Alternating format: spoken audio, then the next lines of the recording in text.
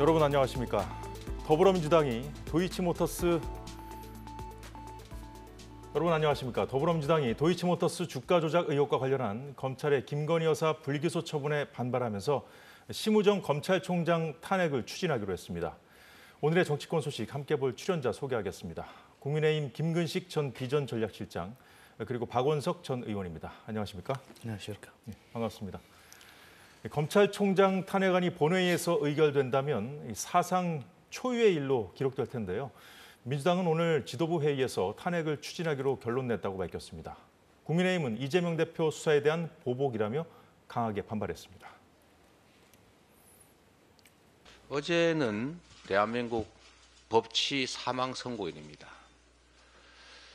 도덕을 지키라고 월급 주면서 경비를 고용했더니 이 경비들이 떼도둑이 돼가지고 곡간을 털었습니다. 이제 주인이 행동으로 나설 것입니다. 민심을 무시하고 6년을 털어 이재명을 죽이려는 검찰이 5년을 봐주던 김건희를 놓아줬습니다. 노아의 홍수 같은 민심의 노도가 저항하는 권력과 호위하는 검찰을 쓸어갈 것입니다. 이런 경랑의 시기엔 우리 중 누구조차 길을 잃으면 난파하고 실수하면 징계됩니다. 긴장하며 단결하여 싸울 시간입니다. 검찰총장과 중앙지검장을 탄핵한다는 것은 사실상 검찰을 올스톱 시키겠다는 것이고 대한민국 사법 시스템을 마비시키겠다는 것입니다.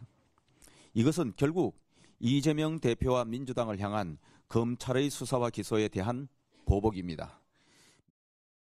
주가 조작 세력들 간 통화 녹취를 통해 김건희 여사만 괜히 피해자, 김건희 여사는 아는 게 없다 등 주가 조작 사범들에게 이용당한 피해자라는 사실이 새롭게 드러났습니다. 이번 김건희 여사의 무혐의 결론은 그동안 민주당이 자행한 무분별하고 무책임한 정치 공세가 유죄라는 것을 반증합니다. 네, 도이치모터스 그 불기소 처분 이후에 민주당이 그 공세 고삐를 바짝 쥐고 있는 상황인데 김근식 전 실장께 먼저 여쭤보죠. 네. 자, 민주당 입장은 일단 이재명 대표는 검찰이 탈탈 털어서 수사를 하면서 김건희 여사는 봐주고 있다, 면죄부를 주고 있다는 거거든요. 그러니까 아마도 도이치모터스 사건에 대한 불기소 처분이 나오자마자 아마 민주당은 기다렸다는 듯이 이제 공세를 퍼붓고 있는데요. 우선은 이제 김건희 여사 특검을 이제 세 번째 다시 또 재발의해서 추진을 할 것으로 보이고 이제 이것도 모자라서인지 모르겠습니다만 사상 초유의 검찰총장과 중앙지검장 탄핵을 지금 당론으로 추진하겠다는 겁니다. 예. 과거에도 뭐 추진한 적은 있습니다만 이게 실제로 실행에 옮겨서 통과된 적은 없는데 이번에 같은 경우는 지금 막강한 거대 야당의 의석을 갖고 있기 때문에 예. 실제로 탄핵을 발의하면 탄핵은 국회에서 통과되는 걸 막을 길이 없습니다. 그러면 아시다시피 국회에서 검찰총장과 중앙지검장의 탄핵이 발의가 된 게 통과가 돼버리면 네. 헌법재판소의 최종 결정이 날 때까지 약 6개월 동안 직무가 정지가 됩니다. 그러면 대한민국 사법 시스템의 가장 핵심 중추라고 할 수 있는 검찰이 6개월 동안 사실 올스톱되는 결과를 가져올 수 있거든요. 예. 저는 이게 과연 누구를 위한 것인지 그리고 민주당이 이런 걸 하는 이유가 무엇인지 그러니까 어떤 면에서 김건희 여사의 불기소 처분에 대해 국민적인 불만이 있고 의혹이 있다 하더라도 그것을 정치적인 어떤 공세로 풀어가는 방법이 이런 식의 막가파식으로 사법 시스템을 올스톱 시키는 게 과연 옳은 것인지 저는 그런 부분에서 너무 과도한 상황이라고 보고요. 만약에 김건희 여사의 불기소가 문제가 있다고 한다면 지금 특검을 추진하고 있지 않습니까? 그다음에 또 국민 여론을 더 자기들 유리한 편으로 만드는 게 중요하지. 제가 볼 때 과유불급이라고 그 김건희 여사에 대한 불기소에 대해서 불만이 있다 하더라도 이런 식의 지나친 행동은 국민들에게 아 정말 민주당이 해도 너무하는구나. 제가 볼 때는 오히려 역풍이 불 거라고 생각합니다. 자, 박원석 전 의원님. 일단, 그러니까 예. 이 검찰총장에 대한 탄핵 소추라는 게 사상 초유의 일인 것만은 분명하고 그로 인해서 벌어질 수 있는 어떤 법률 사법적인 후과 걱정되는 점이 있습니다. 예. 이제 그럼에도 불구하고 다소는 이렇게 극단적인 방안까지 제시가 되는 것은 결국 검찰의 자업자득이다라고 생각을 합니다. 수사기관으로서 최소한의 공정성도 또 최소한의 원칙도 상실한 결정이 이번 김건희 여사에 대한 불기소 처분이라고 생각하고요. 무려 4년 6개월 동안 이 사건을 들고 있다가 내린 결론이라고 보기에는 국민들이 전혀 납득할 수 없는 그런 내용들이었고 민주당이 그 이전에도 검사에 대한 탄핵안을 국회에서 발의돼서 예. 이 국회에서 통과됐던 적이 있는데 물론 헌법재판소에서 기각이 됐습니다만 그 검사 탄핵안을 두고서 좀 무리하다. 이재명 대표에 대한 방탄 탄핵이다 이런 비판도 있었습니다. 그러나 이번 그 검찰총장이나 중앙지검장에 대한 탄핵 같은 경우에는 예. 기존의 그 검사 탄핵하고 조금 성격이 다르다. 그만큼 지금 검찰이 존재 이유를 의심케 하는 그런 어떤 결론을 내렸기 때문에 저는 앞서 말씀드렸듯이 검찰의 자업자득이고 국민의힘이 이걸 무리한 방안이고 그리고 김건희 여사의 지금 여러 가지 논란이나 의혹을 바로잡기 위해서 검찰총장 탄핵이라는 그 의학 처방까지 가지 않도록 하려면 국회에 제출되어 있는 특검법을 수용하면 된다고 생각합니다. 네, 검찰이 내놓은 수사 결과가 어땠길래 야당이 이렇게 반발하고 있는지 한번 보도록 하겠습니다. 서울중앙지검 반부패 수사 2부가 어제 언론 브리핑을 했는데 이 파워포인트를 이용해서 수사 결과를 설명하는데 1시간 30분 할애했고요. 질의응답까지 포함하면 전체 브리핑 시간 약 4시간에 달했습니다. 조국 사태 이후 2020년 11월부터 문재인 정부 검찰이 대규모 압수수색을 통해 수사를 벌였지만 김 여사의 공모 혐의는 밝히지 못했습니다. 정권 교체 이후에 교착 상태에 있던 수사는 지난해 2월 권오수 전 회장 등 주가 조작 일당이 1심에서 유죄를 선고받으면서 다시 본격화됐는데요. 당시 재판부는 김 여사의 계좌 3개가 주가 조작에 이용됐고 특히 대신증권 계좌가 시세 조정에 활용됐다고 봤습니다. 하지만 해당 계좌에서 직접 주문을 낸 사람이 누군지 확정할 수 없다면서 김 여사가 단순한 전주였는지에 대해서는 판단하지 않았습니다. 네, 이런 판결문을 받아든 검찰이 올해 7월부터인가요? 수사를 한 거 아닙니까? 본격적으로 했는데 지금 직접 조사를 해서 어제 결론을 낸 거거든요. 그러니까 국민들의 관심이 지대했고 또 여야 정치권의 한 복판의 한 이슈였기 때문에 예. 어제 중앙지검에서 불기소 결론을 내면서도 사실 4시간이나 이 설명을 하고 브리핑을 한 것으로 봐서는 검찰의 고심의 흔적은 있었던 것 같습니다. 그러나 결론은 불기소였고요. 불기소를 가져오게 된 결과를 이제 조목조목 설명을 하고 있는데 저는 그런 말씀 드리고 싶어요. 그러니까 이 도이치모터스 사건에 대한 김 여사의 불기소에 대해 불만이 있을 수 있고 의혹이 더 제기될 수 있는데 아까 말씀드린 것처럼 그것에 대한 그야말로 홧김에 화풀이하는 식으로 검찰총장 탄핵은 제가 무리하다는 말씀 드렸고요. 그런 것과 좀 별도로 생각해 본다면 어제 저는 그 브리핑 4시간 했던 내용을 좀 들어보면 그런 말이 있지 않습니까? 판사가 판결을 할 때는 정말 그 의심의 여지가 없는 범행이 확실할 때만 유죄 판결을 내리게 되어 있습니다. 의심이 조금이라도 있으면 무죄 판결을 내리는 게 판사의 기본입니다. 예. 판사는 그렇게 하는 게 맞는데 저는 어제 브리핑 내용이 보면 검사가 판사처럼 한 것 같아요. 의심의 여지가 없을 정도로 이 김건희 여사가 공모했거나 방조했다는 것을 입증할 수가 없다. 이거거든요. 근데 의심은 가는데 입증이 안 된다는 거거든요. 저는 정황상 의심 여지가 있다면 더 조사를 하고 더 파헤쳐 봤어야 되는데 의심의 여지가 있는데 이것을 입증할 근거나 자료가 없다라고 해서 이걸 불기소하는 것은 제가 볼 때 판사가 할 수 있는 일이지 검찰이 일단 의심의 여지가 있으면 더 파헤치는 게 맞다고 생각을 합니다. 그러면서 몇 가지 이제 정황 증거에서 그 검찰이 그 설명 못하는 몇 가지 또 의심되는 정황이 있거든요. 그래서 그런 부분이 남아있기 때문에 불기소라고 하는 것들을 충분히 납득이 가능한 면이 있으면서도 국민들이 볼 때는 의혹이 완전히 해소되지는 않았다. 그래서 불기소의 결론에 대한 국민들의 반응, 또 저도 개인적으로는 이해는 되고 납득은 되나 깔끔하게 정리된 것 같지는 않다. 저는 그런 생각을 하고 있습니다. 예. 자, 4시간 동안 브리핑을 했습니다. 아주 이례적인 장면을 어제 볼 수 있었는데 검찰도 그만큼 여론을 의식했다는 걸로 볼 수 있겠죠? 이제 그럼에도 불구하고 국민을 설득하기는 어려워 보인다. 말씀을 우선 드리고 싶고요. 어제 검찰이 내린 결론대로라면 앞으로 검찰권을 행사하기가 대단히 어렵겠다 이런 생각이 듭니다. 피의자로 지목된 당사자가 범행을 부인하고 그리고 공범들이 그런 사실이 없다고 얘기하면 범행이 성립하지 않는다. 이게 결론이거든요. 네. 그럼 세상에 어떤 범죄가 성립할 수 있겠어요? 좀 전에 말씀하셨듯이 의심의 여지 없이 이 범행에 대해서 결론이 내려진 게 아니라면 검찰은 의심해야 되는 거거든요. 그리고 최종적인 판단은 법원에 가서 내리는 건데 지금까지 다른 어떤 사건에서 검찰이 어제 김건희 여사 불기소 결정과 같은 그런 태도로 수사를 했는지 저는 의문입니다. 그런데다가 김건희 여사가 주식거래 문외한이고 권오수 도이치모터스 회장, 그러니까 주가 조작의 주범이죠. 이제 그 사람 말만 듣고 오히려 이 시세 조정에 이용됐다. 이게 이제 검찰의 결론인데 블록 딜을 하는 주식거래 문외한이 있습니까? 그런데다가 직접 매수 주문을 넣은 정황이 시세 조정 시기에 확인이 됐고 또 권오수 회장과 여러 차례 통화를 통해서 결국 23억 원이라는 시세 차익을 누렸는데 어떤 그 시세 조정에 이 주가 조작의 피해자가 23억 원이라는 시세 조정을 누리는지 모르겠어요. 도이치모터스 주가 조작 사건이 하도 유명하니까 이걸 통해서 많은 주가 조작의 공범들이 많은 이익을 누린 걸로 국민들이 오해할 수 있는데 그렇지 않습니다. 그다지 성공한 주가 조작이 아니었고요. 이게 금융 그 감독 당국에 의해서 포착이 돼가지고 검찰에 고발돼서 주범들이 처벌도 받았지만 그로 인한 그 시세 차익이나 이게 크지 않거든요. 시세 차익을 누린 사람 숫자도 많지 않은데 그 와중에 김건희 씨는 23억이라는 시세 차익을 누린 거예요. 결코 이 무관한 그 분이 아니고 또 단지 방조 수준이 아니고 공범에 가까운 그런 적극적인 행위를 했다는 정황이 드러났는데 직접 증거가 없다는 게 검찰이 내세우는 주요한 이유인데 검찰이 적극적으로 수사를 안 했기 때문에 직접 증거를 발견하지 못한 거죠. 많은 정황 증거, 간접 증거들 속에서 적극적 수사를 하고 압수수색이라도 제대로 했다면 직접 증거가 왜 안 나왔겠습니까? 예, 검찰이 내놓은 그 불기소 처분을 하게 된 그 단서들, 그 내용들을 좀 보면요. 불기소 결정에는 이 수사가 시작된 무렵인 그 2020년 이뤄진 주가 조작 주포들 간의 통화 내용이 상당 부분 영향을 미친 것으로 나타나 있습니다. 예, 검찰이 공개한 통화 내용을 보면 주식에 대해서 아는 것도 없고 괜히 피해자고 그냥 원오브 댐이란 내용인데요.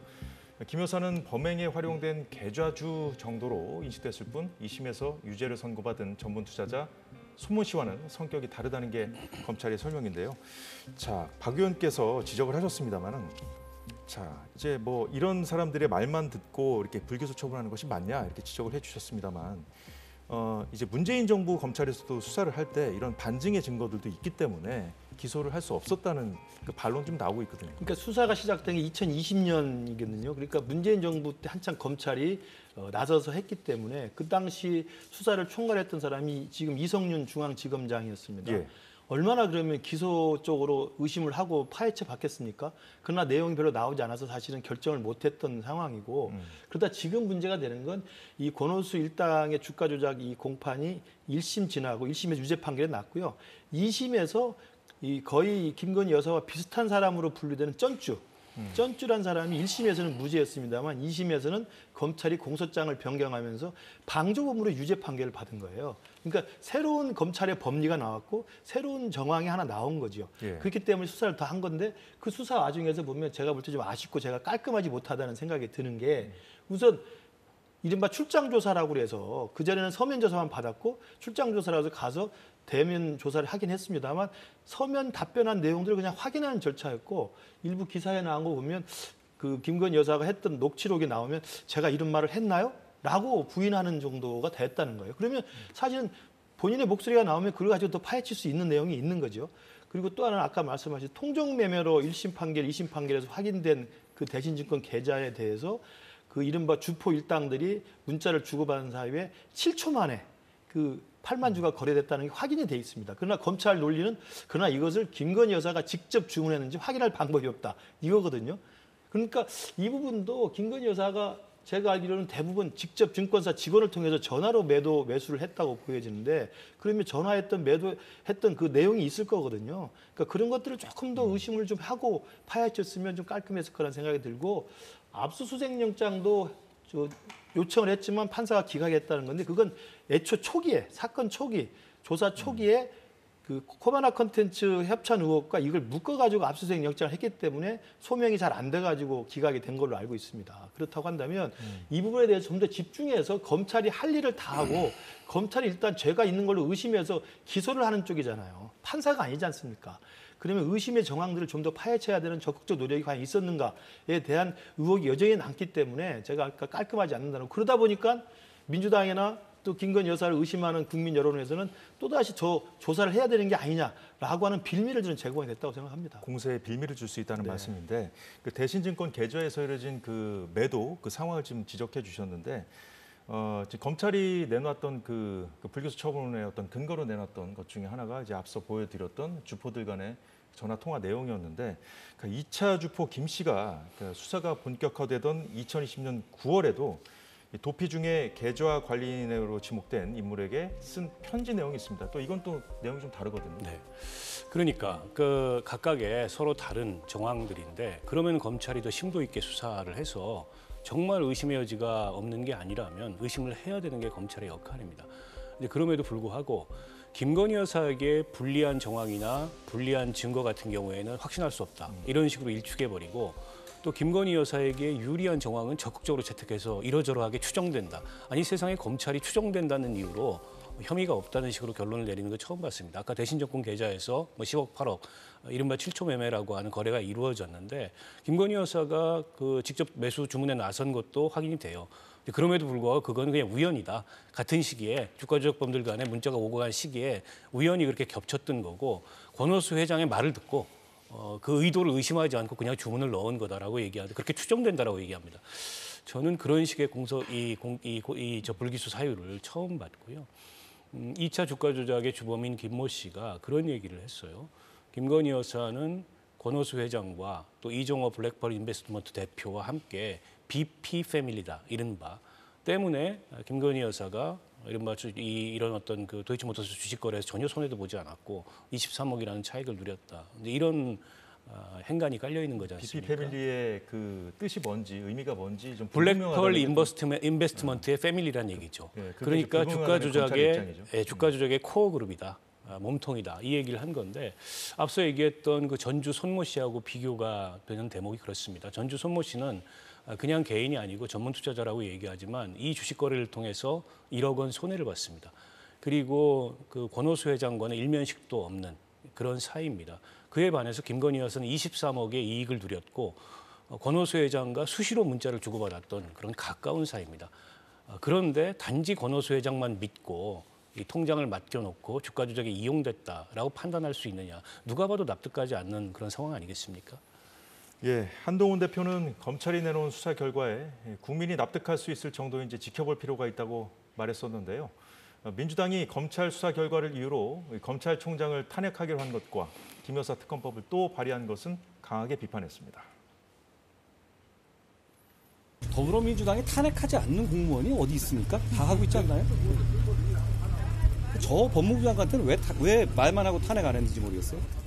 더불어민주당이 하고 있는 거는 실제로 뭘 하겠다는 취지가 아니라 그냥 거부될 걸 알면서 더 가능성, 현실성 없는 것들을 반복하고 있잖아요. 저런 행태에 대해서도 국민들께서 비판하실 거다라고 생각합니다. 신년기에서는 김 여사가 피해자라는 점이 확정됐다라는 얘기가 나오는데 그런 부분에 대해서는 제가 언급하지 않겠습니다. 네, 추경호 원내대표 발언도 좀 볼까요? 오늘 아침 회의에서 한 발언인데요. 이재명 대표 방탄용이자 대통령 탄핵 정국을 조성하기 위한 위헌적인 악법이라고 이번 세 번째 발의한 김 여사 특검법을 비판했습니다. 김근식 실장님, 한동훈 대표 발언을 보면요, 뭐 기소하라는 의미는 아닌 것 같아요. 지금 현재 행간으로 봤을 때는. 어떤 그러니까 불기소 처분이 난 건 일단 존중을 해야 됩니다. 그러니까 검찰이 사법 시스템의 1차적인 이 주요 공권력이기 때문에 예. 거기에서 고민 끝에 불기소 처분을 했다면 일단 우리가 이해를 하고 존중을 하는 게 맞다고 보고요. 다만 그게 계속 한동훈 대표가 이야기했던 것처럼 국민들 눈높이, 국민들이 납득할 만한 결정 처분인지는 이제 논란이 계속 될 거라고 생각을 합니다. 그렇기 때문에 예. 저는 이것을 이제는 어제 불기소 처분이 나왔기 때문에 이후에 또 새로운 증거나 새로운 정황이 나오든가 아니면 이후에 지금 제기되고 있는 몇 가지 의혹들이 있지 않습니까? 조금 더 적극성을 가지고 파헤쳐 봤어야 되는 걸 묻어둔 게 아니냐라고 하는 의혹들에 대해서 실제로 김건희 여사나 또는 김건희 여사 측에서 저는 납득할 만한 설명이 좀 있었으면 좋겠다는 생각이 들어요. 한동훈 대표도 그건 계속 주장하고 있지 않습니까? 이쪽 입장 표명을 요구하고 절차를 밟아서 해명할 건 해명하고 납득을 시켜달라라는 것이고요. 저는 그런 과정이 좀 남아있다고 생각이 듭니다. 다만 지금 아까 말한 것처럼 예. 탄핵을 검찰총장하고 중앙지검장 하는 것은 홧김에 너무 나가는 것이고요. 저는 특검을 또 세 번째 발의하고 있는데 만약에 특검을 통해서 이렇게 검찰 수사의 미진한 점, 부족한 점을 국민 여론을 그 담보로 삼아서 특검을 밀어붙이고 싶으면 여야 합의가 가능한 안을 가지고 와야 됩니다. 지금까지 정치적으로 쟁점이 됐던 특검은 전부 여야 합의로 처리된 거예요. 그렇죠. 그렇지 않습니까? 근데 지금 민주당은 국민의힘을 설득하거나 국민의힘과 합의할 만한 특검안을 내놓지 않고 있습니다. 그래서 한동훈 대표가 어차피 현실성 없는 안을 계속 정치적으로 올리고 있다는 거거든요. 저는 그래서 남아있는 건 미진한 부분에 대해서 당사자인 김건희 여사 측에서 조금 국민들 눈높이에 맞게 설명하고 이야기를 하는 과정이 하나 남아있을 거고요. 만약에 미진한 것에 대해서 국민적 여론이 정말 못 믿겠다, 특검을 해야 되겠다고 한다면 여야 합의 가능한 특검안을 지금이라도 민주당이 조금 더 유연하게 이야기를 한다고 생각합니다. 자, 김 여사 문제 그 해법을 놓고는 여당 내에서는 뭐 갑론을박이 있습니다만 민주당이 정치적 의도를 갖고 이 문제를 지금 문제 삼는 거는 분명해 보이잖아요. 뭐 정당에게 정치적 의도가 없다고 할 수는 없겠죠. 당연히 있는 거고요. 근데 이제 한동훈 대표의 말씀을 들으면서 저는 굉장히 모순된다 이런 생각이 드는 게 오늘 검찰의 불기소 결론에 한동훈 대표 책임이 있습니다. 이 정부의 초대 법무부 장관이었고 이 사건과 무관치 않고 이 사건에 대한 검찰총장의 수사지휘권 배제되어 있는 걸 복원시켜야 된다라고 했는데 그것도 하지 않았고 4년 6개월 동안 사건을 이렇게 묵히는데 일정한 책임이 있는데 이제 와가지고 남 얘기하듯이 국민들이 납득할지 지켜봐야 된다라고 얘기하는 건 좀 적절치 않고요. 한동훈 대표가 그 책임을 만회하기 위해서는 지금이라도 검찰 수사로서 사실은 이 문제에 대한 시시비비를 가릴 수 없다면 특검을 통해서 이 공정한 수사가 이루어질 수 있도록 특검을 수용해야 됩니다.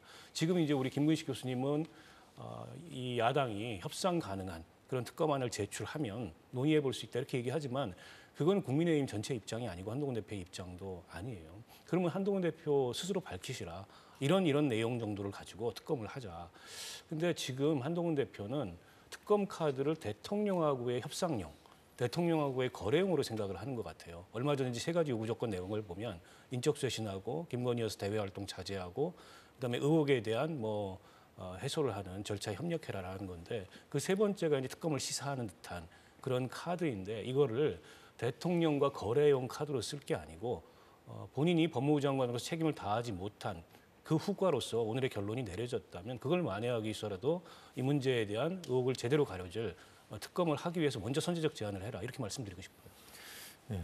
김 실장님, 요즘에 포털 사이트 뉴스 페이지를 보면 거의 김건희 여사 이슈라든가 이제 명태균 씨 의혹을 거의 도배되다시피 하고 있거든요. 그래서 사실 언론이 이렇게 이 문제에 집중하면서 이재명 대표 재판이라든가 지금 관련 사안들이 막 전개되고 있거든요. 네. 다른 야권이 좀 불리한 이슈 좀 덮이는 측면이 없잖아요. 있어 보여요. 그렇죠.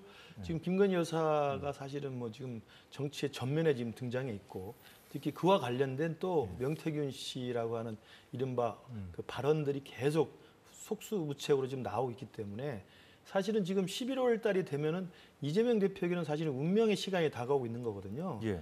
여러 가지 재판에 1심이 나오게 되어 있는 상황이기 때문에 그래서 이재명 대표로서는 사실은 굉장히 불안한 지금 11월이 다가오고 있는데 우리 국민의힘이나 여권에서는 지금 그걸 활용을 못하고 있고요. 오히려 지금 그러한 것들을 적극적으로 우리가 공세를 퍼부어도 모자랄 판인데 오히려 우리가 지금 김건희 여사 리스크하고 명태균 이 이슈로 지금 덮여 있는 상황이 맞습니다. 저는 그래서 한동훈 대표도 그렇고 저도 개인적인 생각입니다만 이 부분을 선제적으로 해결을 해야 됩니다. 그러니까 이 부분에 계속 밀려가면서 끌려 들어가지 말고 김건희 여사 문제도 도이치모터 사건 불기소가 나왔으면 아까 말씀드린 대로 추가적인 어떤 납득할 만한 설명이나 해명 절차가 있어야 되고 부족하다고 한다면 정말 이걸 어떻게 그러면 의혹을 풀 것인지에 대해서 고민을 해주는 모습이 필요하다는 거고요. 명태균 씨 관련돼서 이게 명태균 씨도 공교롭게도 김건희 여사와 관련된 거 아니겠습니까? 이 부분도 그러면 대통령이 명태균 씨를 2번 만났다고 설명할 게 아니라 김건희 여사가 명태균 씨와 어떻게 관계를 맺었고 어떻게 지금 진행되었고 언제까지 소통을 했고 주로 어떤 이야기를 했는지에 대해서 선제적으로 설명을 하고 국민들 납득을 시켜야 됩니다. 일절 말이 없는 거거든요. 그러다 보니까 혼자 당사자 중에 한 명인 명태균 씨 혼자 막 떠드는 거예요. 그 떠드는 것에 대해서 아무런 대응을 못하고 있는 겁니다. 그렇기 때문에 지금 말씀하신 대로 같은 잣대를 들이댄다면 만약에 이재명 대표에게도 같은 잣대를 들이댄다면 이재명 대표 지금 재판 진행 중인 것들도 있지만 지금 본인이 좀 인정하거나 하는 부분이 없지 않습니까? 그렇죠. 그러니까 이재명 대표는 본인이 그게 아니다라고 설명하고 지금 재판을 받고 있는 피고인이지만 법정에서 지금 계속 투쟁을 하고 있는 거 아니에요? 그럼 김건희 여사나 명태균 씨와 관련된 일이 있으면 김건희 여사나 김건희 여사 측에서 아니면 대통령실에서 그에 대한 입장을 내놓는 게 필요하다는 거죠. 한동훈 대표 같은 경우 아까 들었지만 언급하지 않겠다고 답한 부분이 있어요. 그 질문이 뭐였냐면 친윤계에서 김 여사가 피해자라는 점이 확정됐다라는 얘기가 나온다. 그러니까 오히려 이제 친윤계 쪽에서는 먼저 여론 같은 데 밀려서 한동훈 대표가 오히려 수세적으로 방어하고 있다. 이런 시각을 갖고 있는 것 같거든요. 아마 이제 피해자라고 이야기한 건 아까 이제 유상범 의원이 이야기한 것처럼 그 일당들이 주고받은 말 중에 뭐 걔는 아무것도 몰라 피해자야 뭐 이렇게 한 말 한 거 가지고 한 것 같은데요. 지금 아까 말씀 나온 것처럼 도이치모터스 사건에 대해서 김건희 여사가 피해자라기보다는 최소한 우리가 긍정적으로 받아들인다 하더라도 자신의 통장과 계좌를 위탁 투자한 사람 아닙니까? 그래서 그로 인해서 경제적 금전적 이익을 보려고 했던 거 아닙니까? 그러니까 피해자라기보다는 사실은 거기에 그 돈을 벌 수 있다는 그 어떤 이야기에 의해서 자신의 돈과 자신의 계좌를 맡겼다는 정도가 저는 최선의 이익이라 최선의 지금 설명이라고 생각됩니다. 거기 넘어서서 이제 방조를 했거나 뭐 공모를 했는지는 아직은 불기소 처분이 났기 때문에 확인할 수 없습니다만 그래서 피해자라고 하는 건 제가 볼 때 좀 지나친 설명이라고 봅니다. 자, 박 전 의원님 어떻게 보십니까? 지금 야권 같은 경우에는 야권 인사들에게 그 검찰 수사도 이루어지고 뭐 그러고 있습니다만 철저한 방어 태세가 지금 구축돼 있는데 야권 같은 경우에는 여권은 그렇지 못하다는 것이 이제 대통령실이라든가 친윤계 시각 같아요. 아니 그만큼 취약할 수밖에 없는 게 수적 열세도 있지만 수적 열세보다 어떤 국민적인 대중적인 명분에서 우위에 서지 못한 게 가장 큰 것 같아요. 그러니까 윤 대통령의 국정 운영을 이렇게 보고 있으면 이제 국민들이 납득 못하고 그로 인해서 여론이 악화되는 어떤 이슈가 발생하면 적극적으로 해명하고 의혹을 해소하고 그것도 안 되면 사과하고 뭐 이렇게 해야 되는 거 아닙니까? 근데 그런 어떤 이 국정 운영에 있어서 ABC라고 할 수 있는 게 전혀 작동되지 않고 있습니다. 이를테면 명태균 씨가 대통령 부부하고 그 대통령 선거 전에 6개월 동안 통화를 했다. 그것도 이제 뭐 이 스피커폰으로 그에 대해서 대통령실에서 나온 이 반응을 보면 터무니없는 얘기다. 근데 그 터무니없는 얘기를 기초로 명태균 씨가 이런저런 얘기들을 막 하고 있습니다. 심지어는 본인이 검찰 수사로 인해서 잡혀 들어가게 되면은 정권이 한 달 안에 무너진다라는 얘기까지 그건이죠. 그런 그건까지 하고 있어요. 근데 만약 명태균 씨가 얘기하고 있는 바가 허위 사실이라면 그 허위 사실에 대한 단호하게 책임을 물어야 되죠. 근데 책임을 묻지 않고 그냥 대통령실이 위야무야 이렇게 발을 빼고 있습니다. 그런데다가 대통령실이 했던 해명들이 사실이 아닌 걸로 계속 드러나고 있어요. 2차례 만났다고 하는데 최소한 관련자들의 증언으로 봐도 서너 차례 이상 만난 게 확인이 된 데다가 김건희 여사하고는 대선 이후로도 지속적으로 연락했다는 것을 지금 부인하지 못하고 있습니다. 이렇다 보니까 국민들이 대통령실의 어떤 말도 신뢰할 수가 없는 거고 여당 같은 경우에도 정권 초기에는 이러저러한 문제점들에 대해서 야당의 공세나 또 여론의 비판에 대해서 방어를 했지만 그 방어 진지가 다 무너져 버린 거예요. 방어할 만한 명분이 있어야 되는데 김건희 여사가 최소한의 해명도 안 하고 국민들에 대해 사과도 안 하고 그렇다고 활동을 자제하는 것도 아니고 더 나아가서 이제는 해명이나 사과로 끝날 게 아니고 법적 책임을 져야 된다. 이 상황까지 갔는데 대통령실이 그에 대해서 아무런 반응을 보이고 있지 않으니까 아무리 여당 구성원들이라고 하더라도 이걸 방어하는 데 한계가 있는 거죠. 그럼으로써 좀 빚어지는 모습이라고 봅니다. 네, 자 이재명 대표 관련된 소식도 좀 보겠습니다. 다음 달 선거법 위반 그리고 위증교사 사건 그 재판에서 1심 선고를 앞두고 있는데 어제 그 대북 송금 사건 재판 관련해서 이화영 전 부지사 항소심 재판이 있었는데 여기에 김성태 전 회장이 증인으로 나왔거든요. 그렇습니다. 그래서 이화영 전 부지사가 과거 자신에게 이재명 대표를 뭐 뱀 같은 사람이라고 했다는 거예요. 예. 그러니까 지금 어제 항소심 공판에 그러니까 이화영 전 부지사의 항소심 공판 1심은 9년 6개월의 중형을 선고받았죠. 2심에 지금 항소심 공판에 이화영 부지사 변호인이 이제 불렀는지 모르겠습니다만 이 김성태 회장을 증인으로 부른 겁니다. 그러면 법정에서 증인으로 나온 사람은 그 증인의 그 진술 내용이 법정에서는 그 자체로 그냥 증거로 채택이 되는 거거든요. 네. 그랬을 때 김성태 어제 회장이 나와서 한 이야기는 이화영 부지사가 지난번에도 정청래 법사위원장이 원맹시한 거 있지 않습니까? 이화영 부지사만 불러가지고 검찰이 해위했다는 이야기를 막 늘어놓고 그랬는데 그 부분에 대해서 김성태 회장이 어제는 참 굉장히 그 촌철살인 같은 발언을 했죠. 초등학생도 아니고 짜장면 사줬다고 진술을 번복하겠습니까? 라는 이야기를 했어요. 그러니까 짜장면 사주고 갈비탕 사줬다고 진술을 번복했다 이런 이야기를 한 것에 대해서 정면으로 반박한 건데 그렇기 때문에 검찰의 해유가 없었다는 이야기를 분명히 법정에서 계속 진술을 했고요. 또 하나 말씀하신 것처럼 이화영 지사 측은 어떻게 주장하냐면 김성태 회장 측에서 이화영 지사에게 야 빨리 불어 대북송금을 여기 방북 비용을 대납했다는 이야기를 이 지사에게 보고했다는 얘기를 불어라라고 압박을 했다는 건데 오히려 김성태 회장은 그 과정에서 이화영 부지사가 자기에게 이재명 지사를 뱀 같은 사람이라고 표현했다고 또 진술을 한 거예요. 저는 그 뱀 같은 사람이라는 그 전반적인 정황은 잘 모르겠습니다만 제가 보기에는 아마도 이화영 지사가 한번 진술을 번복했다가 철회했지 않습니까? 그러니까 이게 방북 비용이라는 것을 지사에게 직접 보고했다고 진술했다가 그 다음에 어떻게 됐습니까? 난리가 나지 않았습니까? 부인이라는 분이 와서 법정에서 소란을 떨고 난리를 치고 변호인이라는 사람이 바뀌어가면서 와서 겁박을 하고 민주당 현역 국회의원이 검찰청 와서 농성을 하고 막 이랬어요. 그러다가 다시 이화영 부지사가 그 진술을 번복을 거둬들였거든요. 아마 저는 그 과정에서 이화영 지사 속마음으로는 이재명 지사가 참 무섭다, 뱀 같은 사람이라는 저는 생각을 했을 거라는 개인적인 판단인데 아마 그런 내용에 대한 어제 진술이 있었던 것 같아서 이달 30일이면 결심 공판을 한다고 합니다. 그럼 다음 달이면 2심 선고 결과가 나올 텐데 이제 빨리 진행되고 있습니다. 예, 2심은 조금 속도가 빠르거든요. 그래서 아마 저는 이런 정도의 진술이 계속 일관되게 나오고 있는 걸로 본다면 2심 판결에서도 아마 9년 6개월 정도의 중형이 계속 나오지 않을까 생각이 듭니다. 그리고 이화영이 유죄면 사실은 이재명도 유죄일 가능성이 높다고 봐야 되겠죠. 이화영 전 부지사가 지금같이 입장을 계속 유지하면 본인이 그 9년 이상 또 감당을 해야 되는 상황이거든요. 그래서 뱀 같은 사람이라고 이재명 대표를 지칭했다는데 그렇다면 어떻게 지금 이화영 전 부지사가 이재명 대표를 생각하는지 알 수 있는 부분이기도 하거든요. 진술을 번복할 가능성도 있다고 보십니까? 글쎄요, 지금 이제 1심에서 이화영 부지사는 9년 6개월에 아주 중형을 받았고 또 김성태 전 회장도 2년 6개월의 형을 받았거든요. 어떻게 보면 두 분은 이제 공범 관계입니다. 공범 관계에 있는 사람들끼리 법정에서 서로 간의 진술을 가지고 다툼을 하고 있는 건데 누구를 어디까지 얼마나 믿어야 될지 굉장히 사실은 혼란스러운 상황인 것만은 맞고요. 또 그 과정에서 서로 간의 진술이 여러 차례 번복이 되기도 했습니다. 앞서 말씀하셨듯이 30일 날 결심을 하게 되면 늦어도 아마 다음 달 중에는 항소심의 결론이 나올 것 같고요. 항소심의 결론이 나오는 건 사실 심리는 사실 거기서 끝난다는 얘기입니다. 대법원은 법리만 판단하기 때문에 저는 그 항소심의 결과가 많은 것들을 말해줄 거다라고 생각하고 객관적으로 지금까지 이 재판의 진행 상황이 이재명 대표로서는 그다지 그렇게 뭐 좋을 게 없는 그런 상황이 진행이 되고 있고 무엇보다 이화영 부지사가 9년 6개월이라는 중형을 받았고 물론 대북송금 사건만으로 받은 게 아니고 본인의 개인적인 비위, 그러니까 뇌물 받은 것도 거기는 포함이 돼 있어서 총 양형이 9년 6개월입니다만 대북송금 사건으로도 유죄를 받았기 때문에 이재명 대표로서는 사실 굉장히 불리한 상황에서 이 대북송금과 관련된 사법 리스크가 여전히 진행 중이다 이렇게 봐야 될 것 같습니다.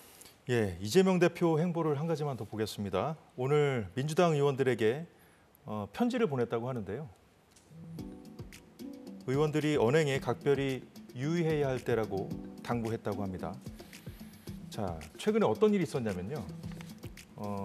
지금 최근 몇 분 의원들이 당 윤리심판원에 회부된 일이 있었다고 얘기하면서 저 얘기를 한 건데 그 양문석 의원이 지금 이른바 기생 발언 때문에 비판을 많이 받고 있는데 그 국악협회에서요. 그 양 의원을 국회에서 제명하지 않으면 여의도로 향하겠다 오늘 이런 입장을 밝혔더라고요. 그러니까 사실은 양문석 의원의 이런 막말, 그다음에 도저히 국회의원으로서는 그 상임위 국감에서 할 수 없는 말들을 막 했는데 본인은 뭐 4일 만에 사과를 했습니다만 지금 국악인들 입장에서는 그게 진정되지 않고 있는 것 같습니다. 그런 사건도 있었고요. 그리고 또 하나는 이제 최근에 국감 기간에 민영배 의원인가요? 사실은 골프를 쳐서 당내에서 지금 윤리심판원에 지금 조사가 시작이 됐습니다. 국감 기간은 다 아시다시피 국회 시간이기 때문에 특히 야당 국회의원 같은 경우는 정말 밤을 새워가면서 새로운 것들을 이야기하고 새로운 문제를 제기하고 이렇게 준비를 하는 거거든요. 근데 국감 기간에 골프를 쳤다는 건 있을 수 없는 일입니다. 그런 내용을 보면 지금 민주당의 기강회의 그리고 민주당의 과도한 막말과 과도한 돌출 행동에 대해서 아마 좀 내부적으로 굉장히 좀 경고를 하고 있는 것 같고요. 그런 맥락에서 아마 이재명 대표가 친전을 보내서 유의하라고 지금 편지를 보낸 것으로 생각이 됩니다. 재보선이 끝난 다음에 나온 메시지라는 점에서 좀 주목해 볼 수 있을까요? 그 재보궐선거 과정에서 부산 금정선거가 굉장히 격화되고 치열해지고 있는데 김영배 의원의 실언으로 그게 또 이슈가 돼가지고 선거에 영향을 미친 거 아니냐 이런 평가도 일부 있어요. 그런 것까지 포함해서 이게 이제 부자 몸조심 한다고 지금 민주당으로서는 전국에 있어서 주도권을 확실히 잡고 있고 정부 여당이 여러 가지 구설과 의혹과 이런 것으로 여론에서 코너에 몰려 있는데 자칫 저런 의원들의 이제 언행상의 실책이나 실수 이런 게 역풍이 돼서 돌아올 걸 굉장히 우려하는 것 같고요. 과거에도 그런 전례들이 몇 번 있었거든요. 아마 이제 이재명 대표로서 당대표로서 당내 기강이 흐트러지지 않도록 좀 다잡아야 되겠다 이런 필요를 느껴서 저런 친전을 보낸 게 아닌가 싶습니다. 예, 야당의 파상 공세가 이어지고 있죠. 이런 공세 속에서 여당은 이재명 방탄뿐 아니라 검찰이 문재인 전 대통령 일가를 수사하고 있는 상황에서 친명계와 친문계가 연합해 방탄 정국을 만들고 있다고 비판하고 있는데요. 최근 음주운전으로 물의를 빚은 문다혜 씨가 오늘 경찰에 출석했습니다. 한 말씀 부탁드립니다. 죄송합니다. 성질이 조사받겠습니다. 당시 상황 기억하시나요? 예, 김 실장님. 예. 사고 낸 지 13일 만에 출석이었습니다. 기자들이 관심이 많았거든요. 대체 언제 출석하는 거냐. 그 사이에 있었던 일을 좀 정리해 보면 피해 택시 기사와 합의를 마쳤고요. 네. 피해자는 경찰에 상해 진단서를 제출하지 않았거든요. 이런 모든 조치들이 다 마무리된 다음에 오늘 나온 겁니다. 그렇습니다. 보통의 우리가 법 앞에 만인은 평등하다고 이야기하지 않습니까? 그렇다면 우리가 일반적인 국민이라면 음주운전 사고를 내면 그 음주운전이 있었던 당일날 수치 검사를 하고 귀가가 되면 바로 2, 3일 안에 출두해서 정식 조사를 받고 끝냅니다. 지금 13일 동안 끌었던 이유가 뭘까요? 저는 법 앞에 평등하다는 일반 국민의 법 감정에서 본다면 너무 지나치게 오랫동안 시간을 끌었고요. 그 사이에 뭘 했겠습니까? 당연히 간을 보고 여론이 잠질 때까지 좀 기다렸거나 그 말씀하신 것처럼 본인의 어떤 그 죄를 좀 낮추기 위해서 피해자하고 합의를 받고 그래서 피해자로 하여금 진단서를 제출하지 않도록 조치를 취하고 나온 거 아니겠어요?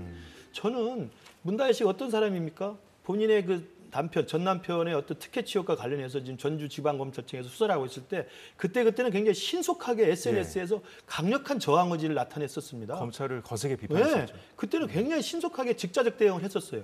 지금 본인이 큰 잘못을 하고 정말 대통령의 딸이로서 이렇게 할 수 있을까라는 국민적인 공분이 있는 상황에서 14일 동안 말 한마디 하고 있었습니다. 그리고 사실 모든 걸 다 준비해 놓고 이제 와서 고개 숙이고 들어온다?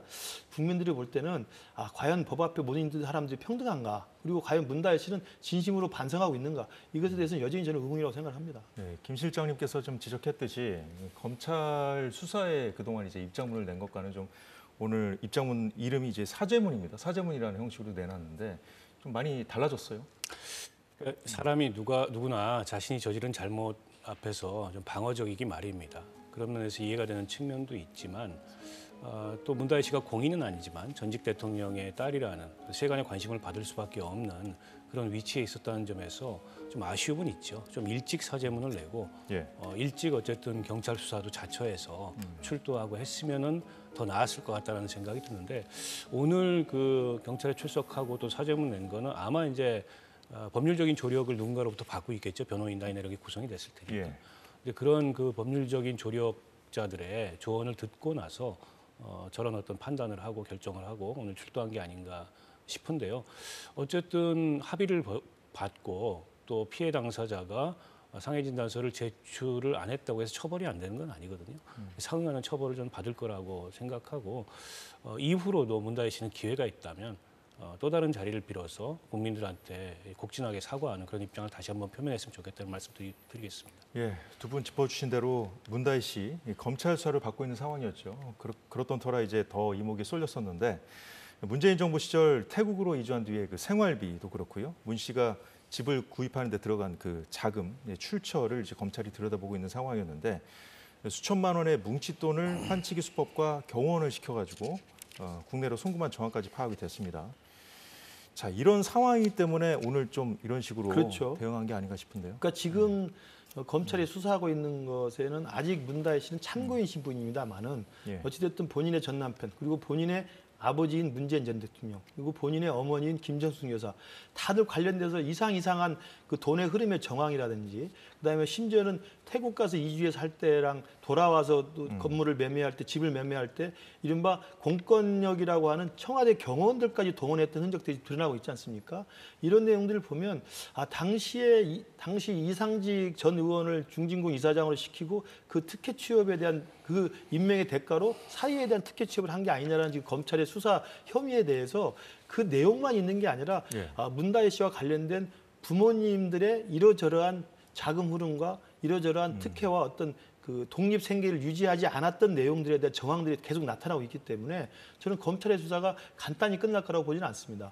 그래서 모든 사람들이 주시하고 있는 이 상황에서 예. 검찰이 자신을 죽이려고 하고 검찰이 정말 뭐 증거를 뭐 조작한다는 그런 투의 말로 검찰에게 저항했던 SNS에서 그런 당당함은 어디 가고 이번에 만취 상태에서 음주운전 한 다음에 국민적 공분과 분노가 있을 때 잠적하고 아무 일도 하지 않고 아무 말도 하지 않았던 것. 저는 정말 앞과 뒤가 다른 그런 모습에 대해서 좀 국민들이 굉장히 의아할 거라고 생각합니다. 네, 검찰이 수사하는 이 부분에 대해서는 이제 검찰이 문재인 전 대통령까지 피의자로 적시하지 않았습니까? 근데 문다희 씨에 대해서는 이런저런 그 보도들이 많이 나왔는데 아직 그 출석 통보를 하지 않고 있거든요. 아마 뭐 검찰이 조만간 출석 통보를 하지 않을까 싶고요. 그리고 단순한 참고인 상황인데 이게 참고인 상황으로 그냥 끝날지 아니면 피의자 전환이 될지 피의자 전환될 가능성이 좀 높다고 보는데요. 그러나 음주운전하고 이 특혜 취업에 대한 수사는 또 별개의 건이고 저는 특혜 취업에 대한 수사가 굉장히 확대됐는데 이게 이제 검찰의 아주 나쁜 그 악습으로 지목되는 별건 수사 정황이 좀 보여요. 그래서 그 취업 특혜가 정말 특혜인지 문재인 대통령이 책임져야 될 대목이 있는지 이걸 수사하면 되는데 부모 자식 간에 있었던 금전거래 전체를 들여다보겠다. 물론 검찰 입장에서는 이게 이제 뭐 이른바 경제공동체인지 아닌지 그걸 판단하기 위해서 들여다본다고 하지만 수사가 점점 더 어떻게 보면 문다희 씨와 관련된 자금의 흐름 전체를 들여다보겠다. 이거는 별건 수사일 가능성이 높아서 굉장히 우려되는 대목이 있고요. 또 이거를 그냥 그 검찰이 그 이른바 언론 플레이라고 하는 이런 방식으로 할 게 아니고 저는 의혹이 제기됐다면 신속하게 수사해야 된다고 생각합니다. 네, 이번 주도 정치권에 정말 굵직굵직한 일들이 많았네요. 예, 두 말씀은 여기까지 듣겠습니다. 수고 많으셨습니다.